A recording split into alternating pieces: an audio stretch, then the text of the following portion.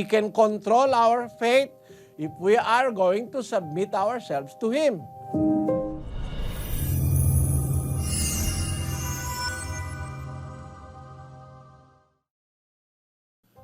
God has control in the fate of a man if you are going to submit yourself to God. God will take control of you.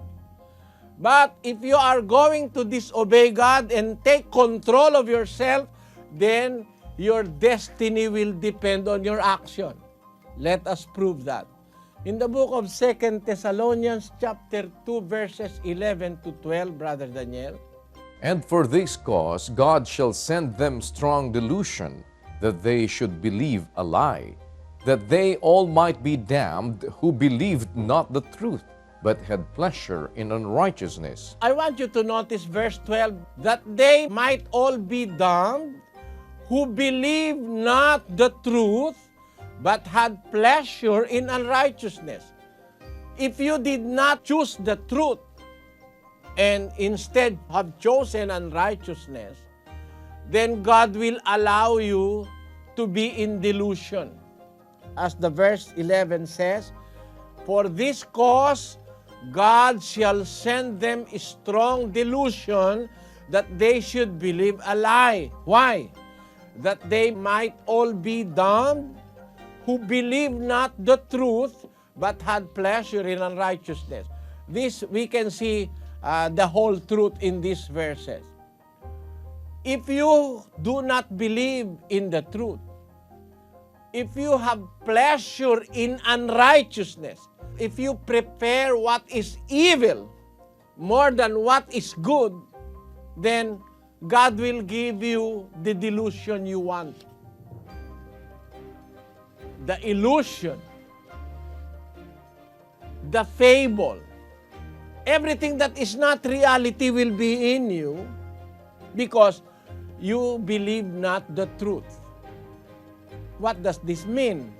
It means that after you have disregarded God's control, then you are out of control, then it is you that will make your own destiny.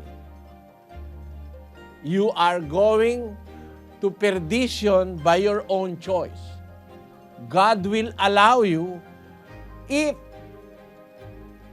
after all the instructions and the teachings and the warnings were given to you, and after all the admonitions were taught you, then instead of choosing what is true, you have chosen to believe lies, then God will allow you to believe a lie, to be in the darkness, to be lost in the path of darkness.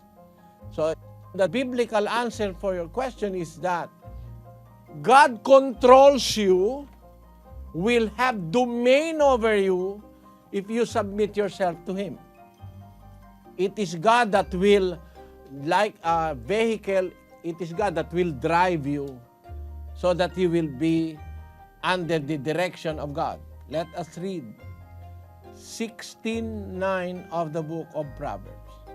A man's heart deviseth his way, but the Lord directeth his steps. It is the Lord that will direct our steps.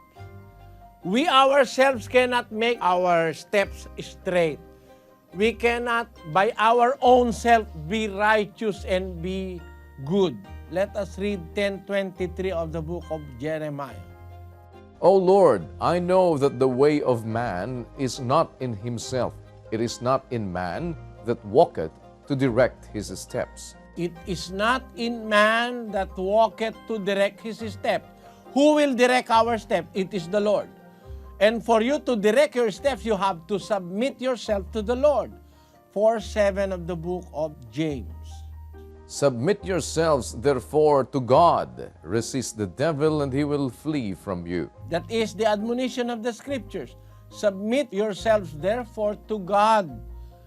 If we are going to submit ourselves to God, then God will operate on us. Philippians 2:13.